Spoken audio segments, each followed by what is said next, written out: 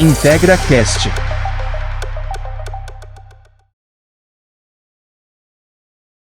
Olá pessoal, tudo bem? Sejam todos bem-vindos ao nosso 5º IntegraCast. É com muito prazer que nós estamos aqui para mais uma vez levar para vocês informação.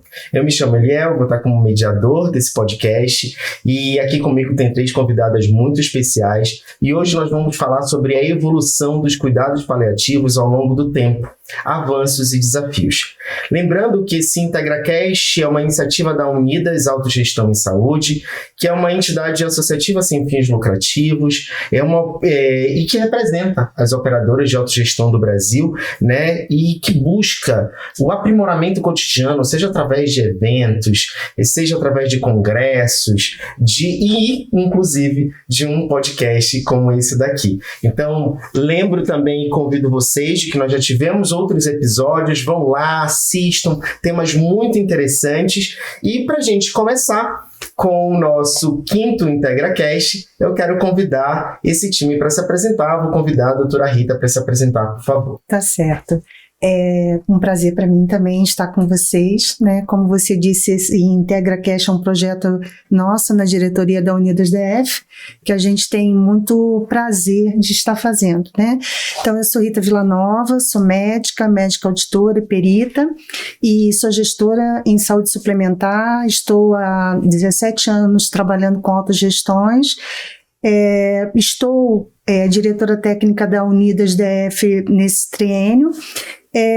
Mas antes de tudo eu costumo dizer que eu sou uma apaixonada por pessoas, sou uma apaixonada por saúde coletiva e isso é que me move a ter muito prazer de estar aqui tratando de temas tão importantes. Muito bom, doutora. E, por favor, a doutora Alexandra se apresenta para a gente. Olá, obrigada pelo convite, é uma honra estar com vocês hoje. Eu sou médica, né, especialista em geriatria, especialista em medicina paliativa, eu atuo em cuidados paliativos em torno de 10 anos, então eu tenho um propósito muito grande, seja na educação e de levar cuidados paliativos de qualidade às pessoas que precisam. Atuei muito no serviço público, na formação de residência, né, médicos especialistas em medicina paliativa, e estou coordenadora do Núcleo de Cuidados Paliativos do Grupo HQ, que é um projeto que a gente tem muito orgulho e espero poder falar um pouco mais para vocês. Muito bom. E aqui com a gente também a doutora Carolina, por favor. Sou a doutora Carolina, sou formada pela Universidade Católica de Brasília, continuei meus estudos na Einstein, em São Paulo, fiz inicialmente medicina intensiva e depois especializei em cuidados paliativos. O que eu trabalho hoje, né, sou coordenadora médica do DF Care, um hospital de transição aqui em Brasília, então a gente tem estou fazendo esse segmento justamente para cuidados paliativos, pacientes geriátricos, reabilitação, é isso. Para a gente começar, então, a falar sobre a evolução dos cuidados paliativos, eu quero convidar a doutora Alexandra para trazer para a gente um pouquinho do conceito, né, quando nós falamos de cuidados paliativos. Por favor. Quando a gente remonta ao conceito, a gente vai lembrar um pouquinho da década de 60, um trabalho muito importante de uma mulher também, né, a Cicely Saunders, que começou um trabalho, ela como assistente social, enfermeira, médica, capelã, com pessoas que tinham doenças graves, pacientes no fim da vida, cuidando da dor e dos seus sintomas. Então, na época, com esse trabalho dela, a Organização Mundial de Saúde definiu cuidados paliativos como uma abordagem a pacientes sem possibilidade de cura. Isso foi na década de 80. Só que as coisas mudaram. Então, por isso que eu quis fazer esse percurso para a gente entender o que as pessoas entendiam do cuidado paliativo e o que é hoje. Muito legal. Então, depois, em 2002, né, a Organização Mundial de Saúde trouxe uma nova definição de cuidado paliativo. Então, o cuidado paliativo é uma abordagem multidisciplinar, então não é uma área restrita ao médico, mas aos profissionais de saúde e até voluntários, né? Que tem o objetivo de melhorar a qualidade de vida dos pacientes e de suas famílias, de abordar os sintomas físicos como dor, falta de ar, enjoo, os não físicos, os psicoemocionais, sociais e espirituais, e para pessoas que têm doenças graves, doenças que ameaçam a vida. Então, isso é muito abrangente, né? Muita coisa pra gente discutir hoje, mas essa é a definição correta.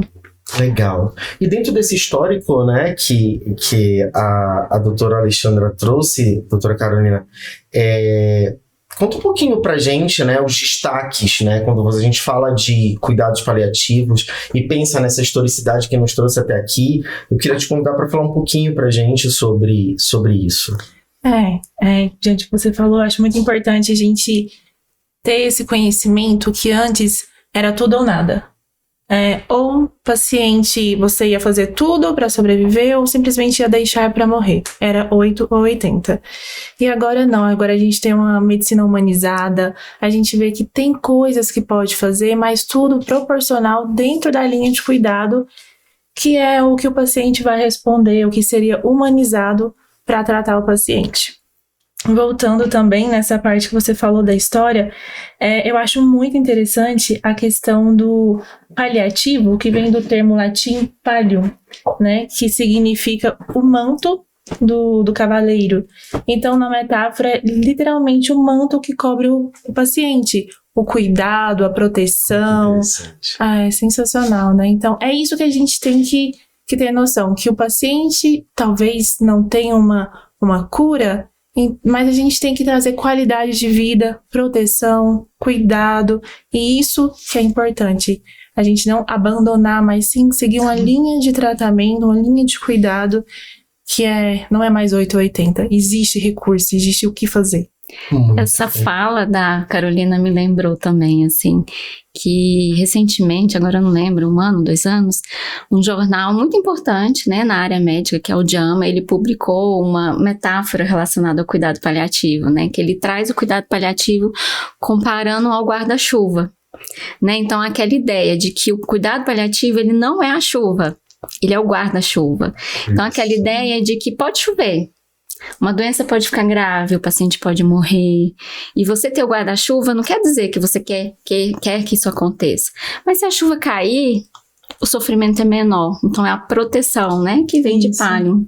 Muito legal. E mais uma vez, que prazer estar aqui com você falando de um tema de propósito novamente, né, doutora? Isso é muito legal, né? Não é à toa. E aí eu queria convidar você para falar da visão da autogestão sobre isso que a gente está começando a discutir agora. Como é que as autogestões estão se comportando? Qual o ponto de vista delas em relação a isso, até como representante da Unidas? Na verdade, eu queria falar... antes de falar da visão da autogestão, né, eu acho importante a gente colocar, e aí puxando o gancho que as duas deixaram brilhantemente, né, cuidados paliativos não são o que muita gente pensa, né, que cuidados paliativos, tem gente que pensa que é prolongar o sofrimento, tem gente que acha que é antecipar a morte, né, que é fazer suicídio assistido e provocar a morte, antecipar a morte, né, ou então é não fazer nada, deixar o paciente à própria sorte. Sim. Infelizmente, muita gente pensa isso, inclusive profissionais de saúde, que me assustam um pouco, mas é verdade, não é verdade? Então, eu acho que é um conceito, embora, como foi colocado, né, ele surgiu lá na década de 60, depois no Brasil, pelo que eu verifiquei ali, pela década de 90, incipiente, de uma forma mais acentuada ali a partir dos anos 2000, mas ainda temos pouquíssimas unidades, pouquíssimos leitos, 50% deles concentrados no sudeste do país. Então, é parecido ali com o que a gente falou sobre cuidado de transição, né? Porque geralmente são as mesmas unidades, é o mesmo grupo, geralmente, tá? Legal. Então, infelizmente, esse tema, ele ainda não chegou de uma forma consistente nem para as autogestões e nem para as demais operadoras, porque parece que é algo ainda meio que está dentro do armário. Eu vou usar uma figura assim, né? É algo que parece que incomoda quando se fala. Então, como gestora de autogestão, eu acho que é fundamental a gente trazer esse assunto, da mesma forma como a gente trouxe no podcast anterior sobre cuidados de transição, porque estão diretamente ligados ao cuidado do paciente, a chamada medicina de valor, né, em que se coloca o paciente no centro do cuidado, né? Então, isso para mim faz todo sentido. Tá? Agora, infelizmente, ainda é um tema que ele é pouco debatido. Parece que existe um véu que cobre e que as pessoas não querem nem falar sobre o assunto. E é engraçado, né? Porque na nossa sociedade ocidental, parece que falar de morte é alguma coisa repulsiva, né? Sendo que morte é a única certeza que a gente tem na vida, não é? Porque, né, a gente não é um tabu, não deveria ser um tabu. A gente não sabe o dia que vai morrer, mas a gente sabe que um dia vai morrer. Nenhum de nós vai ficar aqui para semente, como dizia minha avó, né? E as pessoas tratam isso como muito tabu. Então, a autogestão é um reflexo da sociedade, né? Então, assim, se não se fala na sociedade, na autogestão também pouco se fala. Daí a importância da gente trazer esse tipo de tema para discutir. Muito legal. Eu acho que é bem estrutural essa questão. Começa ali, na universidade. Na universidade as pessoas não falam sobre morte, não falam sobre o processo de morrer, não falam. Então vai passando, acredito que a maioria tem contato ali quando tem contato com a geriatria. Sim. Se me corrija se eu estiver enganada. Mas é mais ali na geriatria. E quem não tem cirurgiões, que não tem esse contato, não se interessam assim, porque não é a realidade deles. Então todo mundo cria esse tabu realmente e não se conversa sobre isso, não fala sobre isso. E aí quando tem o termo de cuidados paliativos, alguns colegas ainda acham que é simplesmente deixar à mercê. Eu acho que queria fazer 2 ganchos, né? Acho que o assunto é amplo, né? Falando um pouquinho em relação ao que a Carolina trouxe, a luz no fim do túnel, né? Então, até bem pouco tempo atrás, o cuidado paliativo não fazia parte da grade curricular da Faculdade de Medicina, mas foi aprovado pelo MEC. Então, as faculdades têm que inserir no currículo. É um passo pequeno, porque é só na medicina, mas eu acho que é um grande passo para as outras, né? E voltando um pouquinho que a doutora Rita trouxe, que é um pouquinho, a gente tem, ela falou dos serviços do Brasil que a gente tem, né? Então a gente tem no Brasil a nossa referência técnica, a nossa sociedade, né? É a Academia Nacional de Cuidados Paliativos, da qual eu sou até a vice-presidente daqui do Distrito Federal, mas a Academia Nacional, ela faz o que a gente chama de um painel, né? De um mapa, e o que chama atenção, até trazendo para essa questão de gestão, né? Os serviços estão concentrados mais no Sudeste e em serviço público. Então, veja as reflexões em relação a isso, né? De certa forma, existe aquela ideia, né, de que o SUS é pior, mas a gente vê que os serviços mais especializados, as formações, residentes. Aqui em Brasília, há pouco tempo atrás, a gente só tinha um serviço público, efetivamente, quando eu comecei a trabalhar. Né? Então, e aí? E as outras pessoas? Não ficam doentes? Não precisa de uma equipe interdisciplinar, né? Então, a grande importância dessa nossa conversa, né, para a população na saúde suplementar. É isso mesmo, nós estamos com uma missão, um desafio de levar cada vez mais essa informação e que todos vocês que estão nos assistindo possam multiplicar essas informações, porque isso é muito importante de se discutir. Você seja beneficiário, seja o nome que for dado, né, para você dentro do seu plano de saúde ou da autogestão, você que é gestor, né, de uma autogestão ou de um plano de saúde, isso é importante se tirar esse véu, colocar na mesa e se discutir. E nós vamos trazer essas informações cada vez mais aqui, por isso eu quero provocar, inclusive, doutora Alexandra, para você falar um pouquinho para a gente de quem são essas pessoas que estão indicadas a receber esses cuidados paliativos, né, e como hoje o HCAD está tratando esse tema, por favor.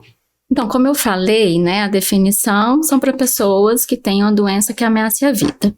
Então, na prática, né, o que seria? Existem diferentes escalas de identificar pessoas que iam se beneficiar de cuidados paliativos, fazendo um parêntese que as pessoas podem se beneficiar quando ela tem uma doença já no início, que a gente chama de uma abordagem paliativa, que seja um controle de um sintoma. Por exemplo, um paciente com câncer, ele está fazendo tratamento curativo, mas ele sente dor por uma radioterapia, a equipe de cuidados paliativos pode ajudar.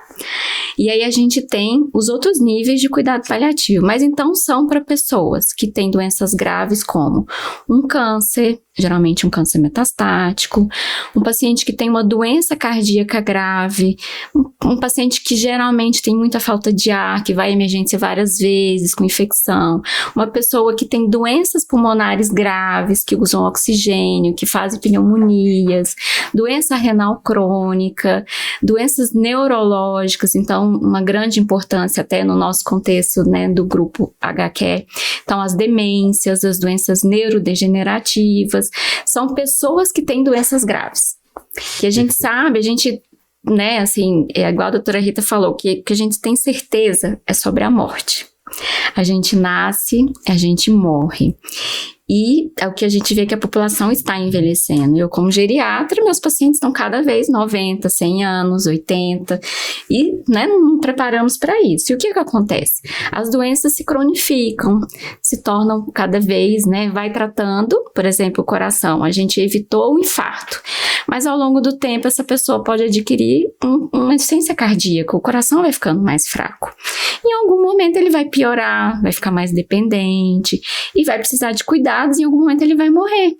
Então, o cuidado paliativo ele pode estar em vários setores, seja para pacientes que vão ter uma cura de uma doença, mas que tem uma doença grave como o câncer, seja para pacientes que têm doenças incuráveis e progressivas. Dentro do grupo HQ, o que a gente tem feito? Como a gente começou em torno de 1 ano, por questões de ampliar, de estudar, de construir o nosso regimento, os nossos protocolos, a gente começou com pacientes mais em uma fase final de vida, que a gente chama que apresentam critérios de terminalidade, são pessoas com demência já numa fase grave, pacientes com câncer que já passaram por uma linha de tratamento, e geralmente são pessoas que estão acamadas, a gente está falando de uma internação domiciliar, né? Esclerose lateral amiotrófica, a gente está unindo as forças, intensificando o cuidado para esses pacientes e pacientes que já saíram desse nível do tabu. O assunto já se tornou algo da conversa. São pessoas que às vezes já têm as diretivas antecipadas de vontade, que a gente pode falar um pouco depois sobre isso, ou porque passaram para um hospital e diante de várias internações que não trouxe benefício, não melhorou, não trouxe qualidade de vida, o melhor ambiente era a casa, e aí uma equipe encaminhou para casa com o objetivo de cuidado paliativo, de conforto, né, e qualidade de vida. Muito bom, muito interessante. E quão importante é isso para a família, para essa pessoa, né, doutora, para esse cuidado realmente ser geral, né? Eu acho que isso impacta todo mundo. E, doutora Carolina, como hoje vocês, enquanto DF-Care, também estão tratando esse tema, né? O que você considera que hoje tem como diferencial desse tema para vocês também, por favor? Sim, no DF-Care, além dos pacientes de transição, que são os pacientes que por algum motivo teve uma internação, mas recebeu alta do ambiente hospitalar porque não teria mais nenhum ganho, mas ainda não está pronto para ir para casa. Então, esses pacientes ficam internados no hospital de transição para reabilitação. Alguns desses estão em cuidados paliativos porque tem alguma comorbidade, alguma ameaça à vida. Esses pacientes, eles são tratados com equipe multidisciplinar. Todas as decisões para esse paciente é colegiada, não só com o médico, mas com o enfermeiro, físio, fono, terapeuta ocupacional, psicóloga, farmacêutica. Então, é uma equipe toda que participa do plano terapêutico do paciente. Esses pacientes, eles têm perspectivas, assim, um prognóstico. Claro que muitas vezes a família não entende, aí a gente mostra, olha, onde a gente está, onde a gente pode chegar. Por exemplo, o paciente que chega na ventilação mecânica. tá com tráqueo, tá com ventilação mecânica, vamos fazer fisioterapia, vamos tentar decanular esse paciente, vai desligar da ventilação mecânica, possivelmente tirar o tráqueo, senão convive com a tráqueo e tá tudo bem. Dieta por sonda nasointeral ou por GTT. E esses pacientes, na maioria das vezes, são acamados, mas a gente tem esse serviço de fisioterapia e, assim, é surpreendente os resultados. Você vê e fala assim, gente, paciente que você achava que nunca mais ia andar, tá sentado no leito. É incrível. A força de vontade do paciente, às vezes a gente não vê prognóstico, mas a resposta é, assim, sobrenatural. E lá no DF Care, eu acho que o diferencial que nós temos é o contato com a natureza. Então, os meus pacientes, eles saíram do ambiente de UTI, que ficaram 3, 6 meses, e vão tomar banho de sol no outro dia, quando eles estão lá com a gente. Então, tem os eventos, assim, religiosos, tem os cultos, então tem a parte espiritual que é bem assistida, e a parte social também, tem a interação entre eles, claro. E um relato, assim, muito interessante que me marcou muito. Tem uma paciente que ela está totalmente acamada, não tem muita comunicação, tem abertura ocular, mas pouco, assim. E o sonho dela era que a filha casasse. E ela estava acamada, a filha conversou com a equipe assistencial, falei, não, tudo bem, vamos fazer o casamento aqui no hospital.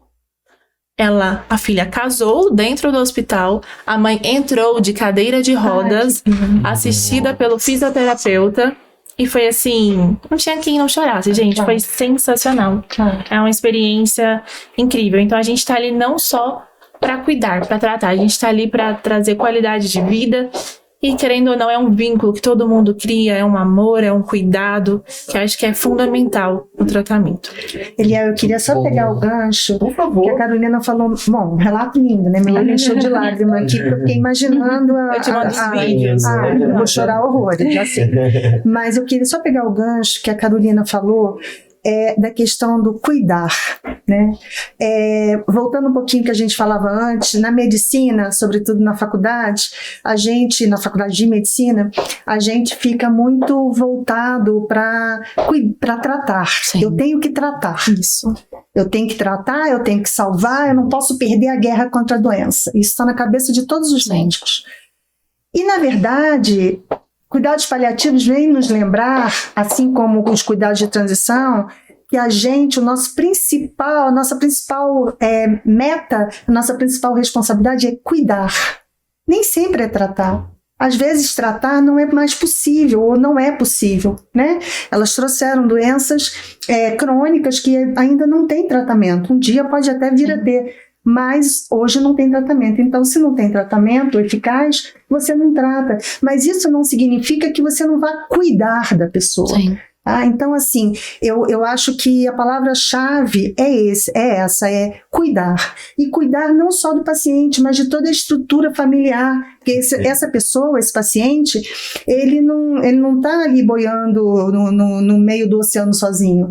Ele faz parte de um contexto familiar, social, né? Às vezes são pessoas que pertencem a grupos sociais, a grupos religiosos. Então, quando você bota cuidar, significa que você expande isso. Não está no medicamento, não está no procedimento, está em proporcionar um momento desse. Sim. Você imagina que alegria para essa pessoa e que alegria para essa filha. Sim, com certeza. Entende? Com certeza. Então isso é de uma beleza, isso é de uma grandeza, de uma grandiosidade que a gente não pode deixar isso ficar escondido. Doutora, e eu aproveito para fazer uma provocação para você, no sentido de trazer um pouco para a gente, até baseado em toda a sua experiência de vida, em tudo que você já viu e ouviu, o quanto isso para você é importante para a medicina como um todo, sabe? E na verdade eu estendo a vocês, eu acho que a gente precisa falar disso.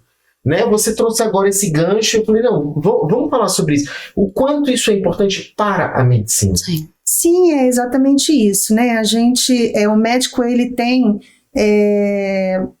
complexo de super-homem, né? Ou de super-mulher. Não posso perder contra a doença, mas perder contra a doença é natural. né? E, como eu disse, a única certeza que a gente tem é que a cada dia a gente que vive, a gente se aproxima mais da morte. Isso é natural, gente, né? Todos nós, se for possível, vamos viver muito, mas um dia a gente vai. É como a doutora Alexandra falou, agora centenários não são mais tão raros assim, né? E centenários com vida ativa.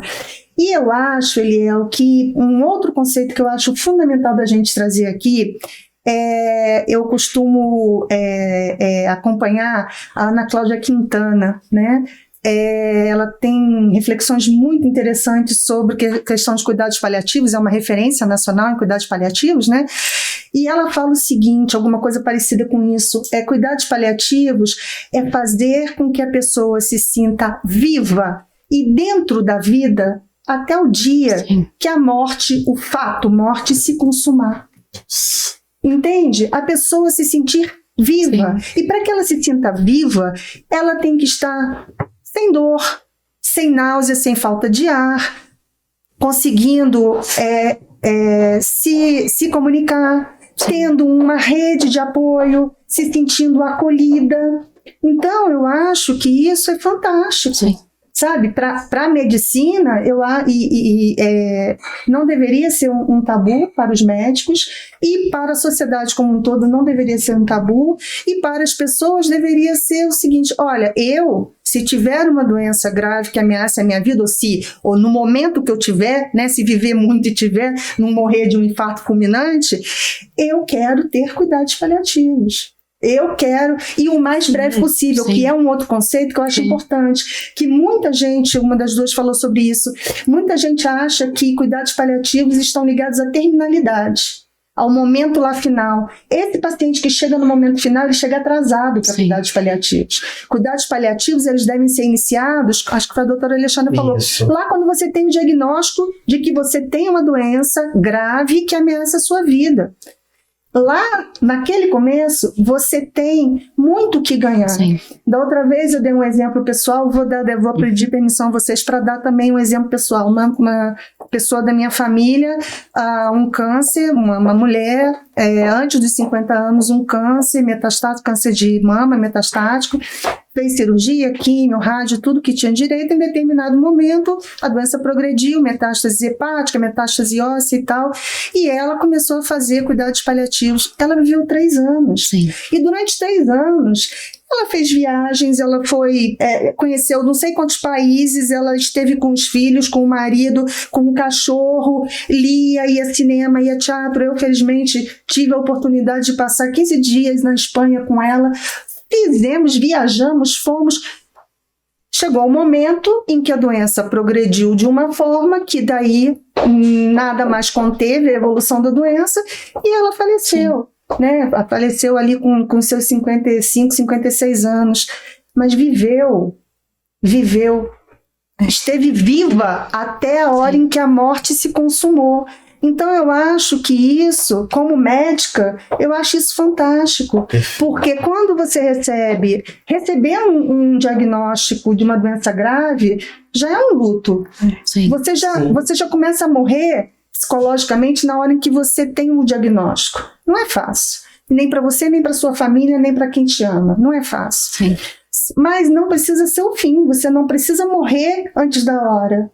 Né? Você não precisa morrer para a vida. Então eu acho que esse conceito de que cuidados paliativos melhoram a qualidade de vida e te dão a oportunidade de viver intensamente dentro das suas limitações, dentro do seu contexto, mas viver plenamente até o momento que a morte se consumar, eu acho isso fantástico. Isso veio uma reflexão, assim, uma frase do Patchen Adams, né, que fala: se você luta contra uma doença, você ganha, você perde.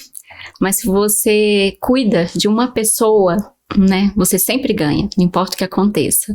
Então eu acho que a gente precisa ter um equilíbrio, né, essa relação medicina, cuidados paliativos, sociedade, entre o conhecimento técnico, A gente tem que deixar muito claro que cuidado paliativo não é uma coisa, eu acho, eu tenho um jeitinho, eu sou carinhoso. Não é isso.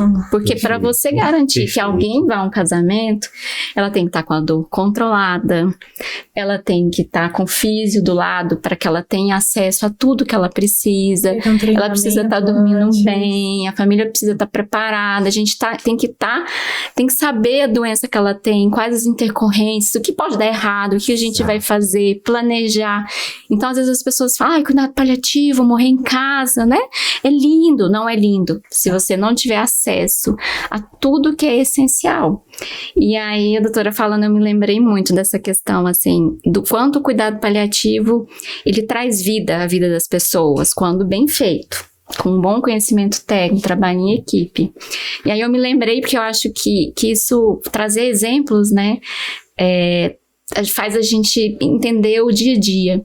Então, a gente, dentro do grupo, no nosso núcleo, a gente tem uma paciente muito querida, que tem uma doença degenerativa e até que a nossa equipe chegasse até ela, quando a gente começou o núcleo, alguém falou assim, a gente precisa que a paciente X seja vista por vocês. E a gente, qual a indicação? Ela quer morrer. Ela acha insuportável estar viva. E aí, uau! E é uma das indicações, é porque alguém está sofrendo a ponto de querer morrer. E aí a gente iniciou todo o trabalho da nossa equipe especialista, seja eu como médico especialista, a capelã, enfermeira paliativista, e trouxemos, cuidando dos sintomas físicos, trouxemos vida à vida dela. E ela começou a ter sentido na vida, propósito, e ela está viva. A gente tem diretivas de tudo que ela não quer que seja feito no final da vida dela, mas hoje ela está viva. É isso. Pegando o gancho, acho que é a Cicely Saunders que fala que o sofrimento ele só é insuportável quando ninguém cuida. Sim. Não é esse? Sim. Então, assim, você vê o grau de sofrimento de uma pessoa que quer a morte. Não é natural querer a morte. Mas é que o sofrimento está num grau tão acentuado e ninguém está cuidando desse sofrimento de uma forma adequada, profissional, que essa pessoa quer a morte. A Alexandra trouxe um conceito muito importante, tratamento da dor, por exemplo.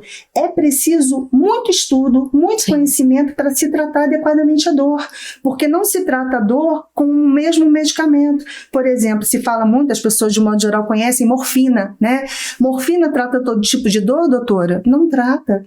Então você pode matar um paciente dando morfina numa dose excepcional e esse paciente morrer com dor. Então, para se tratar a dor, que faz parte do paliativismo, é preciso muito estudo, muito conhecimento.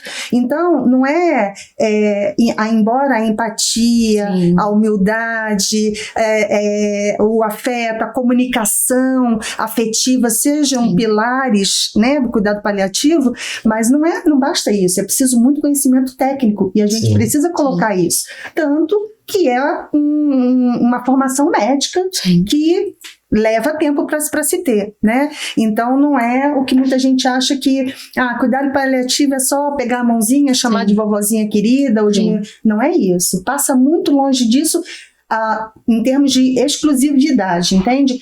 Passa perto disso no sentido de humanização, mas não é só isso, não se limita a isso. É preciso muito estudo e é preciso muito conhecimento para se fazer cuidados paliativos de forma correta. Esses dias eu fiquei muito triste, li que o Brasil é um dos piores lugares do mundo para se morrer. Um dos piores, existe um ranking e o Brasil está atrás de muitos países menos desenvolvidos como um país ruim para se morrer. E sabe por quê? As doutoras podem me dizer se eu estou errada, porque não se sabe manejar bem a dor, não se sabe manejar bem o sofrimento próximo ao final da vida. Isso é terrível, não é? Terrível.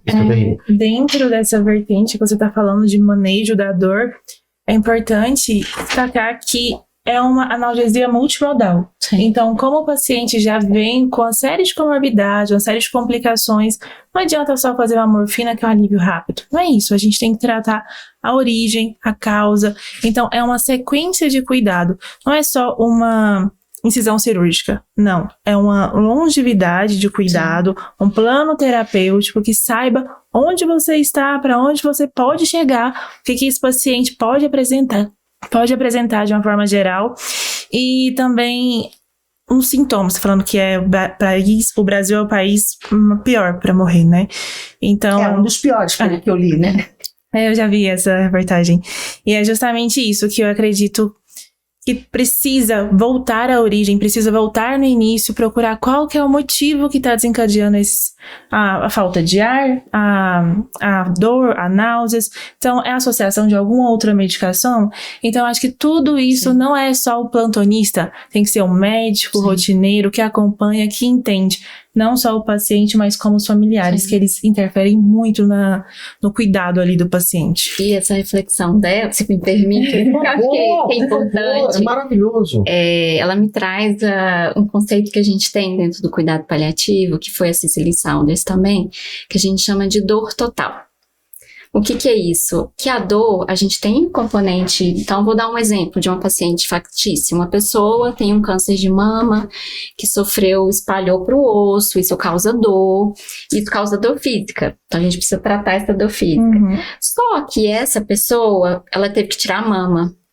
Ela tem um sofrimento emocional, de autoimagem, a relação com o marido. Essa pessoa precisou parar de trabalhar. Ela tem um sofrimento social. Essa pessoa ia à igreja todos os dias, pagava o dízimo, e aí se pergunta, por que eu? Por que eu não fui curada? Aí é o sofrimento espiritual. Então, se a gente tratar só com a morfina e não abordar todos esses sofrimentos, o paciente, às vezes é muito comum, a gente recebe assim um paciente titulado, né? Ele é viciado em morfina, ele vai em todos os médicos para pegar a receita. Lógico, a gente tem que ter cuidado, tem pessoas, mas que não tem um câncer, enfim. Mas muitas vezes é porque essa pessoa não recebeu o tratamento adequado. E a única coisa que ela encontrou um pingo de conforto foi a morfina. E aí, enquanto a equipe inteira não intervir, a gente não vai conseguir tratar essa dor. É interessante que, ouvindo vocês de forma bem complementar, a gente percebe aqui no mínimo 3 desafios. Eu tô aqui fazendo o papel do nosso espectador ali, tá? A gente tem o desafio de fomentar essa discussão na medicina e entender que isso não é de qualquer jeito e nem de qualquer forma. A gente tem o desafio de fomentar isso na sociedade, da importância disso, mas da importância de procurar pessoas corretas, habilitadas para fazer isso, serviços especializados. Obrigado, doutora. É isso mesmo. E a gente tem um terceiro desafio, que é dessa pessoa também, que já recebeu esse diagnóstico, dizer, opa, peraí, existe uma jornada para mim e eu não vou fazer essa jornada sozinha. Sim. Fez muito sentido quando você falou, doutora, que existe eu posso segurar na mão dessa pessoa do começo, do primeiro dia 1. Sim. Acabou de sair o diagnóstico. Vamos procurar os serviços especializados e vamos acompanhar isso, independente de qual é o resultado. Sim. E aí eu vi o quarto caminho, que é o da gente desmistificar definitivamente que o fim da vida vai chegar para todo mundo. Sim. E a gente precisa falar disso de uma forma diferenciada e técnica. Eu acho que a gente está juntando aqui muita coisa. E eu quero reforçar uma coisa que o Brasil, infelizmente, pode ser uma inferência minha, da minha vivência com pessoas há mais de 25 anos, mas que eu acho que é uma inferência que faz sentido. O Brasil, ele usa muitas muletas de coisas superficiais. E, gente, nós não estamos falando de superficialidade. Sim. E fique muito claro, a gente está falando de equipe multi, a gente está falando de equipe técnica, a gente está falando de estudo, a gente está falando de ciência. Exatamente. Por favor, que fique muito claro, a gente não está aqui dizendo, vamos passar a mão na cabeça de todo mundo, que tá tudo bem, e vou segurar na sua mão, viu? Nós vamos ficar juntos até... Não é sobre isso, tá, pessoal? É também isso. Também foi o que você falou. Perpassa por isso, mas tem uma base estruturada embasada, de ciência, muito técnica, que a gente quer discutir isso, a gente quer fomentar isso e por isso a gente está aqui. Legal? E aí eu queria trazer para vocês agora uma provocação para a gente falar um pouquinho de avanços, né? Vamos falar um pouquinho do que a gente avançou? Então eu vou pedir para a doutora Alexandra começar e depois a doutora Carolina seguir. Doutora Rita, pode complementar? De quais são os avanços que a gente já consegue perceber? Então, a gente vê pensando em Brasil, né? Porque se a gente for ver Estados Unidos, Reino Unido, então no ranking do melhor lugar, né? A doutora Ana Cláudia Arantes gosta de fazer uma brincadeira, né? Se você pretende morrer um dia, o Brasil não é um bom lugar. Então, mas a gente tem o Reino Unido, Estados Unidos, tem bons lugares e estrutura para isso. Mas o Brasil, assim, né, esses países já evoluíram muito e o Brasil tem melhorado. Então, o que eu posso pontuar de pontos, eu até participando muito da Academia Nacional de Cuidados Paliativos. Então, tem aumentado o número de serviços, tem aumentado a formação. Hoje a gente tem a residência médica, que é a especialização médica para o médico paliativista, mas ainda dentro do CFM não é uma área de especialidade, é chamado de área de atuação, mas foi entrado no CFM na semana passada o pedido para se tornar uma área, uma especialidade que conta no ranking de qualidade de morte.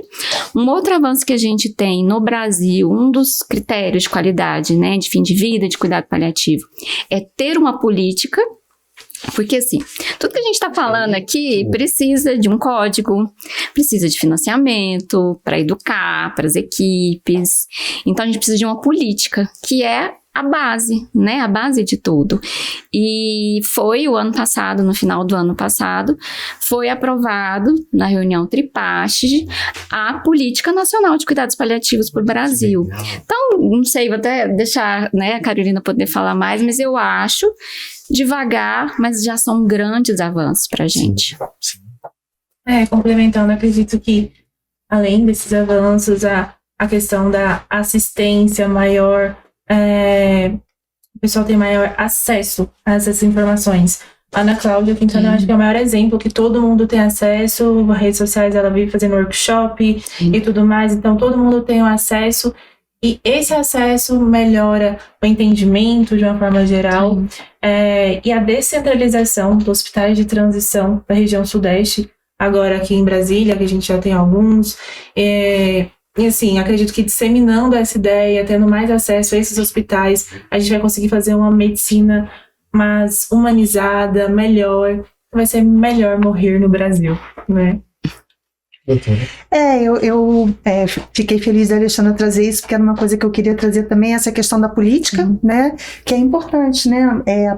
Uma política pública, ela muda muito a parte de investimentos, né, de investimento tanto em novos centros, em estruturas, mas também investimentos em formação, em divulgação. Então, eu acho que essa foi, se eu puder qualificar, eu acho que a mais relevante é essa conquista, né? E aí, não, sem desmerecer as outras, mas eu acho que essa é muito importante, muito relevante, porque dela vem outras, entende? E eu acho que, assim, eu trouxe a figura da Ana, porque eu acho que também ela, do mesmo jeito que, por exemplo, esqueci o nome agora, o Karnal, fala de filosofia de uma forma amena e mais palatável, né? Eu esqueci o nome do outro que também eu queria lembrar aqui, o Cortella, né? Fala de uma maneira palatável, engraçada, né? Filosofia eu considero uma coisa dificílima. E eu digo que eu comecei a entender um pouquinho assistindo esses dois, né? Mesma coisa a Ana trazendo sobre cuidados paliativos, porque ela ganhou um espaço na mídia, ela faz palestras, ela fala de uma forma, às vezes, até lúdica, né? Coisas muito sérias. Então, eu acho que isso também vai penetrando na sociedade, né? Então, eu acho que a gente vai começando a desmistificar um pouco e vai ganhando espaço. Então, eu acho que essas são as grandes conquistas. Mas, por outro lado, temos aí ainda grandes desafios, né? Que vamos já falar sobre eles. Isso, muito bom mesmo. E aí, né? É o momento da gente falar dos desafios. Sim. Então, vamos entender um pouquinho dos nossos grandes desafios? Pode começar, doutora, por favor. Eu acho que o grande desafio é, de fato, uma mudança de cultura, Sim. né? Que passa pela educação. Né? Você vê que toda hora, todos os assuntos que a gente trata, eu falo, passa pela educação. Mas passa pela educação. As pessoas que estão nos assistindo estão tendo uma oportunidade significativa de ouvir duas especialistas falando sobre esse tema. Mas quantas pessoas conseguem falar sobre isso? Né? Como eu disse, é um tema que às vezes a pessoa não dá conta nem de falar. Entende? Então, eu acho que o maior desafio, são muitos, elas podem falar com mais propriedade do que eu, mas eu acho que o grande desafio é a mudança de cultura, que está intimamente atrelada à educação. Então, acho que a gente precisa falar e falar e falar, para ir desmistificando e ir fazendo as pessoas entenderem que sim, que há o que fazer, que sim, que não é abandonar a pessoa à própria sorte, que não é antecipar a morte, que não é prolongar o sofrimento, que não é qualquer um que pode fazer, que existem centros especializados e pessoas, profissionais especializados, não só os médicos, como foi trazido aqui, é uma equipe multi e interdisciplinar, mas existem pessoas que estão se preparando para fazer isso bem feito, né? Então eu acho que o grande desafio na minha cabeça é esse, mas elas podem falar muito melhor do que eu. Doutora Alexandra, por favor. Estou aqui saindo fumaça, né? Que eu acho que a doutora Rita falou é o cerne de tudo, né? Assim, desculpa, porque quando a gente fala em sociedade, em educação, o profissional de saúde está dentro. Então, eu vou só puxar um pouquinho da educação em relação aos profissionais de saúde, que o futuro a gente espera que seja melhor, mas nesse momento os profissionais de saúde não estão preparados, tem muito falta de entendimento mesmo, de questões bioéticas, então, inclusive, de entender que às vezes um paciente ele tem uma doença grave e ele não tem indicação técnica de ser entubado, ficar por aparelhos, tem medo de ser processado, o que não é um problema, a gente pode até discutir mais sobre isso, e isso gera sofrimento.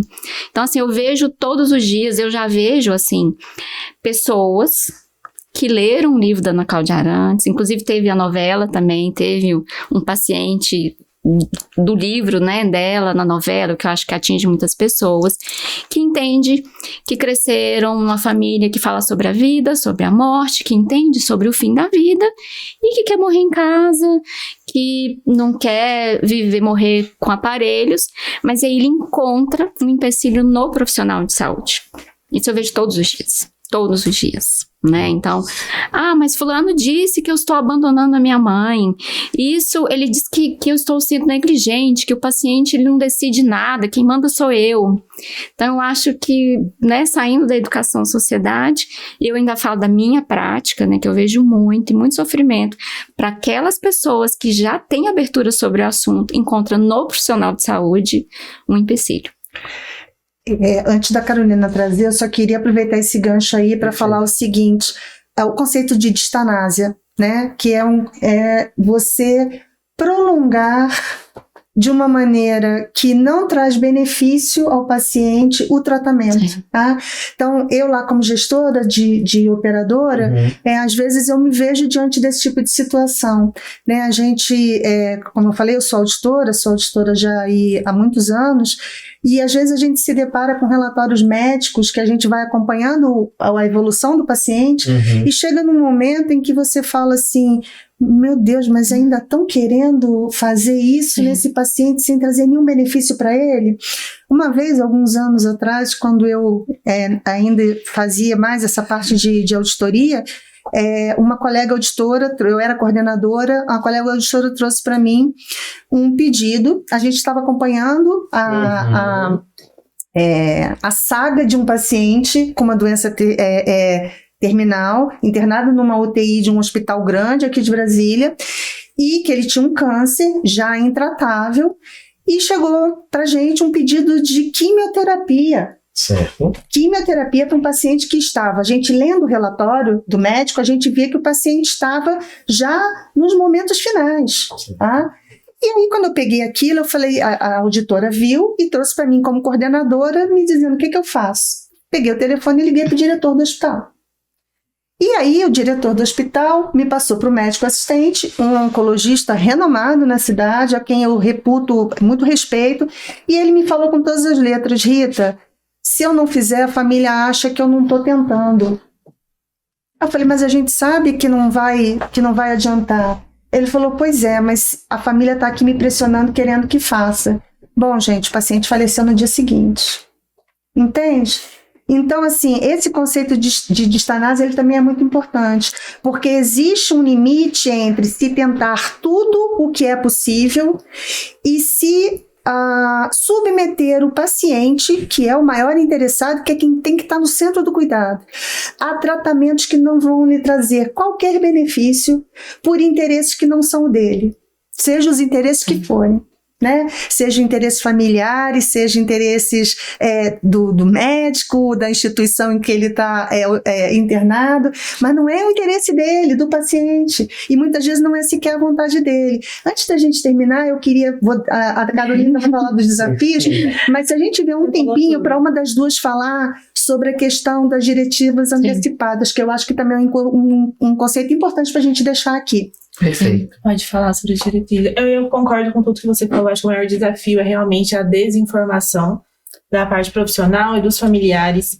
E às vezes a parte familiar é um pouco de egoísmo, mas não é por maldade. Por maldade, isso a palavra. É por desinformação. Sim. É porque as pessoas não falam sobre morte, elas não estão preparadas para viver esse processo.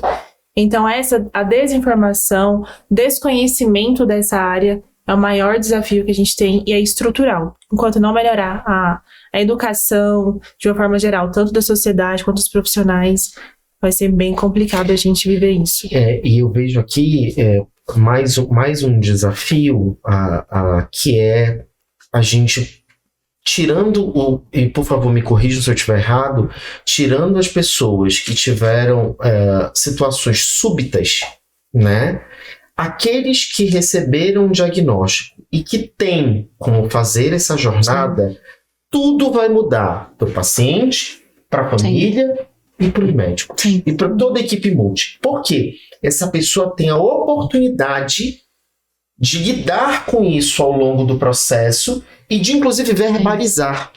Se eu chegar no dia X ou no momento Y, por favor, família, né? Respeitem a minha decisão de que vai ser assim. Sim. Então, acho que tudo isso acaba... É muito importante. Gente, eu entendo que o diagnóstico preliminar ele é muito importante. Eu já entendia. Mas daqui eu saio com uma missão de entendimento claro. De que a partir do diagnóstico que você receber, seja ele qual for, tem a oportunidade de você fazer uma jornada muito melhor. Isso é muito importante. Acho que está muito claro aqui para mim. E eu aqui estou fazendo o seu papel, tá? Então não insistindo. Isso. E eu queria complementar, antes de falar de diretivas, se eu me perder, vocês me lembrem, né?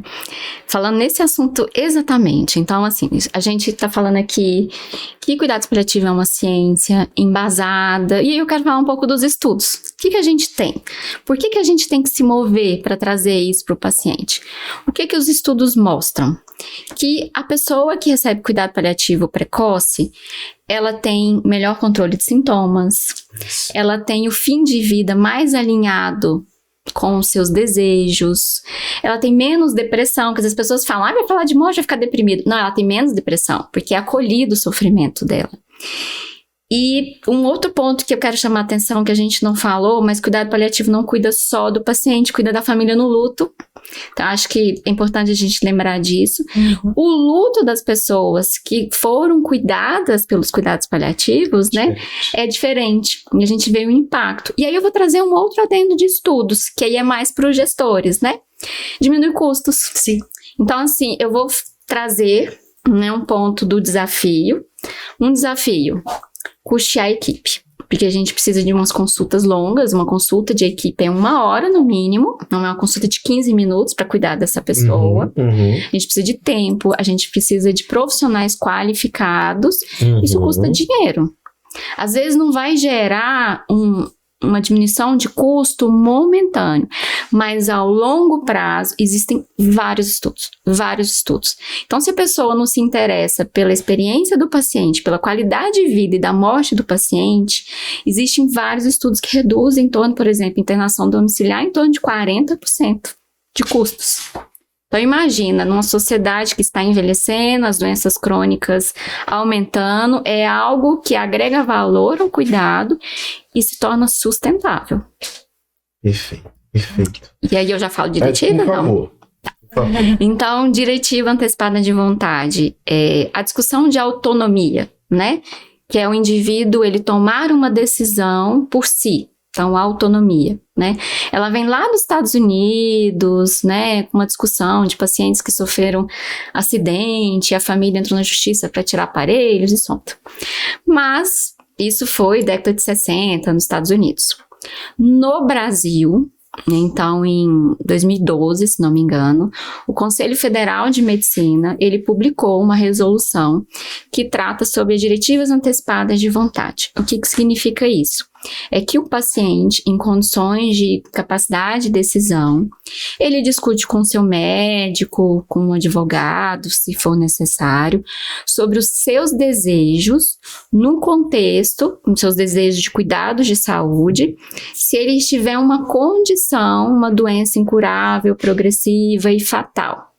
Então, o que significa isso? Porque, às vezes, o processo de adoecer, as pessoas acham que morrer é fechar o olho e morrer. Mas para a maioria das pessoas não é um processo de adoecimento. E nos últimos dias, às vezes semanas de uma doença, a pessoa pode perder a consciência. E se ela não registrou o que ela queria, outras pessoas vão tomar decisões por ela.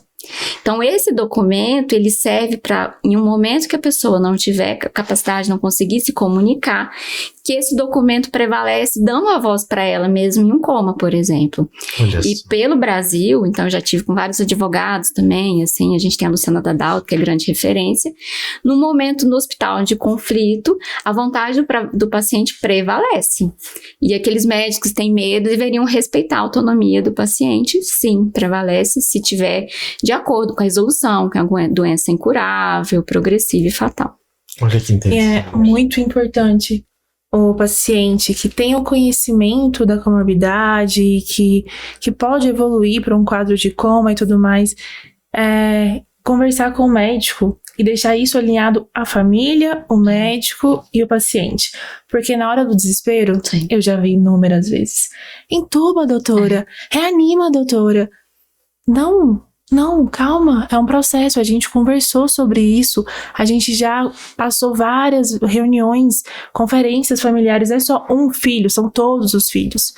Então, é muito importante não ser igual você falou, né? Só o paciente com o advogado, não, é todo mundo. É multidisciplinar, gente, é muita coisa envolvida, que é fundamental pra gente ter um sucesso ali na frente. Que legal. Bem, gente, dizer que foi um prazer é pouco, né? Foi maravilhoso. Espero que vocês todos tenham gostado do mesmo jeito, porque foi importante, informativo, né? E extremamente gracioso estar aqui com vocês. Eu queria pedir para vocês deixarem uma mensagem final, cada um, para quem está nos assistindo. Vou pedir para a doutora Rita puxar essa nossa fala final. Eu vou ficar de anfitriã, vou deixá-las falarem. Então, pronto. Eu falo demais. Pronto. Então, vou pedir para deixarem uma mensagem final para quem está nos assistindo e para que a gente possa caminhar para o nosso encerramento. Sim. Eu começo? Pode passar. Eu acho que a mensagem final é que a gente possa, como seres humanos, seja pacientes, gestores, todos nós, né? Viver uma vida com sentido, com propósito, porque a gente falou de vida, de morte, e no final o que fica são as memórias, os momentos, que a gente possa discutir em família sobre a vida, sobre a morte, sobre os valores.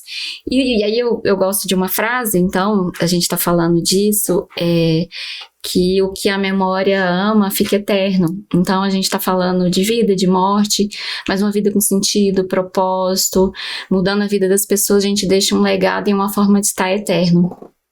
Muito obrigado. Deixo aqui meu agradecimento pela oportunidade de estar aqui e eu deixo um desafio para as pessoas para falar mais sobre isso, falar sobre esse processo justamente com a família, além do profissional que o acompanha, mas falar isso com a família e sempre procurar informação, procurar saber como vai ser esse processo, porque é muito bem descrito, tem muita informação, então todo mundo tem que se conscientizar de como vai acontecer, se não for uma coisa aguda, claro. Então, como vai acontecer e estar preparado e conversar sobre isso. O presente é a vida, mas o futuro a gente não sabe como vai ser, né? Sim.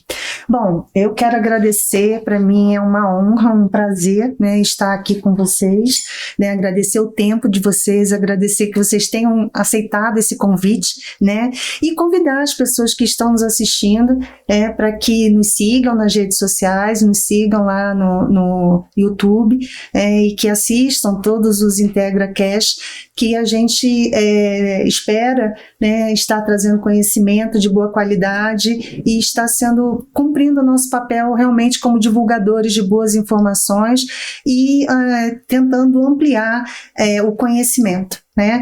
E no mais eu termino dizendo aquilo que eu disse da outra vez, né? A gente nunca pode esquecer que, embora sejamos técnicos, somos pessoas cuidando de pessoas. Muito bom, é isso aí, pessoal. Então agradecer também a todas vocês, em nome da Unidas, dizer que esse nosso episódio do IntegraCast é mais um episódio de todos os outros que a gente tem, de muitos que ainda virão, então sigam a gente, assistam os nossos episódios anteriores, que também são tão informativos e cheios de qualidade como esse, né? E dizer que a Unidas sempre está buscando o seu grande objetivo, que é levar cada vez mais informação com transformação. Muito obrigado e foi um sucesso.